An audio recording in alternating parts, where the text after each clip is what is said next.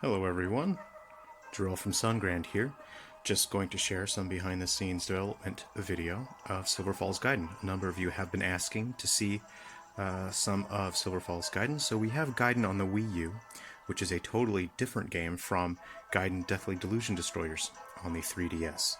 So one important thing to note is that if you have Silver Falls Ghoul Busters, which launches July 14 in North America, that's in a couple days, and it will be launching a couple weeks later in Europe. If you connect these two games together, you'll be able to take the playable characters from this game and move them into Gaiden, and you will have more playable characters in Gaiden. And that will be true for the other Silver Falls titles as well. You connect them to Gaiden, you'll have more playable characters. Let's go ahead and get past the title screen here. So, Silver Falls Gaiden is what I would call a battle RPG. So there isn't a huge story for you to get lost in. It is designed to be easy to jump in and out of if you can only play a couple minutes here and there each day. The game is just meant to be quite chill, but offer something for people who really enjoy RPGs and building up teams and customizing your characters and your skills and your weapons.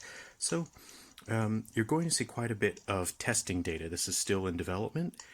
So what we'll see is placeholder images and icons and text. I'll just go ahead and open the campfire just here. You'll see these are placeholder icons for the character portraits. So it looks like, some of my data has actually already been saved and loaded. So let's see, for example, this is Annalise. If I click her weapon slot, let's see what happens here. Alright. So it looks like there are 24 pages for the weapon category. And if you have a look, I'll ask her to equip a hunting crossbow, and we'll see that Annalise only feels like using handguns. So each playable character has a weapon type that they will use, and they won't use any other weapon. Let's go ahead and have a look at Atticus, okay? Now if we try to get him to use the hunting crossbow, Atticus only feels like using bows, but I've got a horse bow here with a placeholder icon. Okay, and it will tell you the readout of the stat. So it shows you the character's base stat, and then the green number is the item stat. It's quite a strong weapon. I'll go ahead and equip that. Now you can see there are blue text here with a plus, so those are skills that are attached to the weapon. So when you complete a battle, you could potentially earn a new weapon, and weapons can have a random skill attached, and those are quite useful. So you want to collect as many different kinds, and those are randomly attached. So you could get a weapon that's totally different from what everyone else has. Let's see, attack when hurt by enemies, so that's a good way to maximize the amount of damage output. And team power +5 upon defeat is your sad death. Let's see here, you have comeback charge, charge meter +80 on wake up. Charge meter sort of like your mana that allows you to use your special abilities, and if you get revived from being defeated, then you'll get +80, so you'll be able to use your strong skills, pretty much straight away. Charge meter +15 when hit. That's kind of insane, honestly. That's a massive boost, so that would be a very good skill to have. So sometimes you might have a weapon that maybe isn't so good, but it has a valuable skill on it. So here's an example of one where maybe a wooden stick isn't a great weapon, but getting your mana refilled every time you get hit by an enemy is a huge benefit. So unfortunately, Atticus only uses bows. He won't use those weapons. Let's see, Arnault here. Can he use a stick? No, Arnault only feels like using long guns. Okay, so let's go ahead and give him a cowboy rifle. We'll look at the stats. Power is 10. Okay. Now you'll see a number there. You won't see it because of the white placeholder text, but there's a number there indicating the level of the weapon. So when you earn a weapon from battles as a reward, they will have a level as well. So obviously as you complete the more difficult battles, you'll get higher level weapons. Let's have a look at our armor options. So that is your weapon slot, and you have an armor option as well. You can see the other characters already have armor equipped. So let's see, I don't have that much in stock now because of the other characters. So headphones with counterattack, that's quite good. Again, counterattack is always useful. Oh, cotton shirt also has counterattack attached. Well, let's have a look at the stats here. So if you click on that, you'll see this is a level 9 headphones based on the level of the item. So the power goes up by 19, defense 6. That's quite a useful shirt.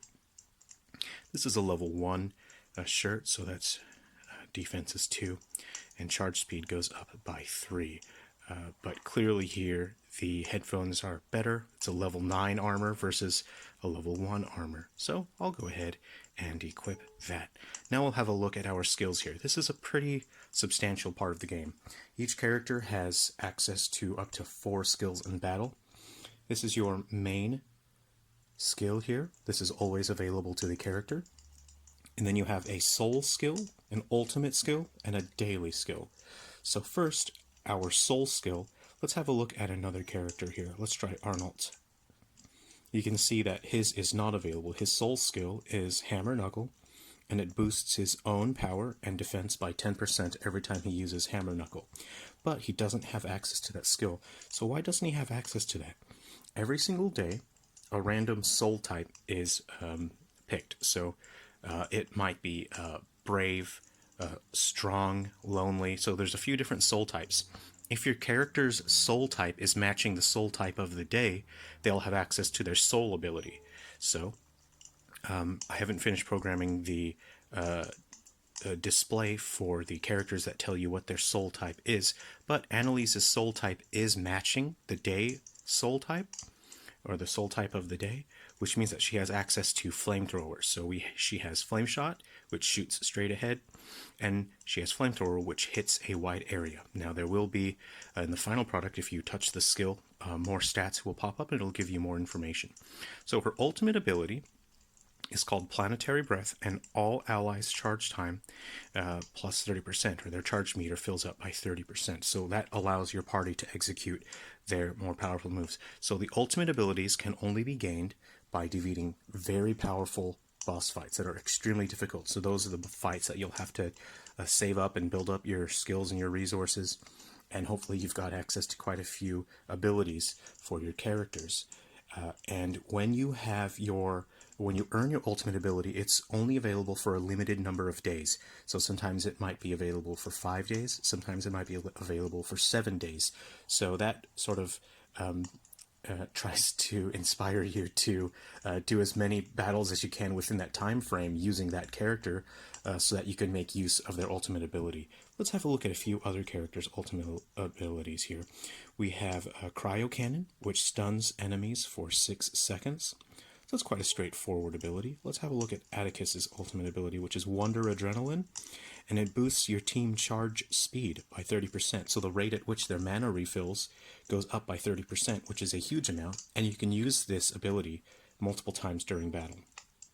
Okay, let's have a look at Bjorna's ultimate skill, or ultimate ability, which is Echo Cannon, and it stuns distant enemies for 3 seconds, but if you were to click on that and open that, it would also tell you the amount of damage that it does. So being able to stun enemies and then also damage them with a sound property is quite rare in the game. And if you have a look, she has a Burst Echo Bomb, so she stuns distant enemies for 3 seconds, and then it reduces their air light resistance by 20%. That's available on Monday. Let's go back to Sunday. She has Stomp Kick. So Stomp Kick is less useful, so maybe on Sunday she isn't that great, but Burst Echo Bomb is quite a great ability. On Tuesday she has Team Bandage, which recovers some HP slightly for the whole team, which is quite useful. On Wednesday she has Encourage, which boosts her allies' charge by 15, so that's their charge meter, or their mana, so they can perform their abilities. Megaphone on Thursday, that stuns enemies for 4 seconds, and you have Camping Spirit, which regenerates 1 inventory item. That's extremely useful. On Saturday, she has Pan Slam, so the enemy's defense is minus 20%, and their air light resistance, or their air and light resistance, goes down by 20%. So you'll be able to view each character's daily skills just by flipping through there, and you can see that some characters, maybe Sunday, Sweep Kick is a decent attack that hits a wide area, but Annalise is not very strong in terms of melee power, so Sweep Kick might not be that useful. But on Monday she has Flame Amplify, which boosts her firepower by 30%, and again this is an ability that you can use multiple times during battle, and that increases the power of her Flame Shot and her Flamethrower. You can see on Tuesday she can boost her own charge speed by 20%, so that's the rate at which she refills her mana. And so you can see that Annalise is a character built on speed and using techniques as opposed to just starting out with raw power. Let's see, she also has Team Bandage. On Thursday, she is able to boost her allies' charge speed by 10%, which is quite good. And then on Friday, she can recover some of her own HP. On Saturday, she has Falling Star Kick, which boosts her own charge speed by 20%, but that also does damage to the enemies. So this is actually a great ability. Annalise is a great character for Saturday. And that's a look at the skill system for all the characters. Now, there are quite a few things. Again, this is not a finished build. We're seeing quite a lot of placeholder data, but there'll be a lot more as well to the game. So if you enjoy RPGs and just spending time in a menu and figuring out great strategies for your character that are personalized to the way that you enjoy playing, then this game will be for you. You don't have to worry about a storyline, so if you take a break from the game for a few weeks or a few months, you can come back to the game. You won't be lost. You can just have a nice, relaxed experience powering up your characters, collecting loot. I'll just do, this is an early build, so it doesn't show what the final battle system will look like, but I'll just show you briefly here. So this is, there are no animations here and things are still under development. This is quite early, but as you touch a character, you can see that this area of effect shows up, and that allows you to aim your character's attack. So you can see Holt can't reach very far. Let's see, maybe Moss has a shotgun, so he can reach a bit farther. And Annalise, maybe she's got a handgun or so. So let's go ahead and hit that guy. And you can see Gus here has a bit more narrow range, but he can go quite far. So there we go. And that's how you would perform your attacks. Now you would use the other buttons to open the menu and access your character's abilities and equipped items. And so again, that's a basic placeholder just showing the logic of it, but the final product will be far more advanced than that. So I hope you've enjoyed the early look at Silver Falls Gaiden, Deathly Delusion Destroyers. Again, this game will be totally different from the Wii U game. I want to create as many different unique experiences for the Wii U and 3DS before the Wii U and 3DS eShop sales are discontinued. So thank you very much for watching. I hope you've enjoyed an early look at that title, and also don't forget that Silver Falls Ghoul Busters is launching exclusively on the 3DS eShop July 14 for North America, that's in a couple days, and hopefully within a couple weeks for Europe. We're just waiting for Nintendo to finish processing a few things, and then we will be ready to launch that title. So please take care of yourselves, everyone, be well, and hopefully we will see you all soon in Silver Falls.